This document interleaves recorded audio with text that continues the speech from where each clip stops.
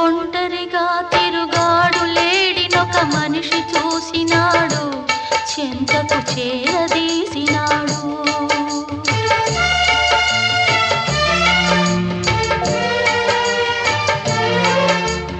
అభమో శుభమో తెలియని లేడి అతనిని నమ్మింది, తన హృదయం పరిచింది.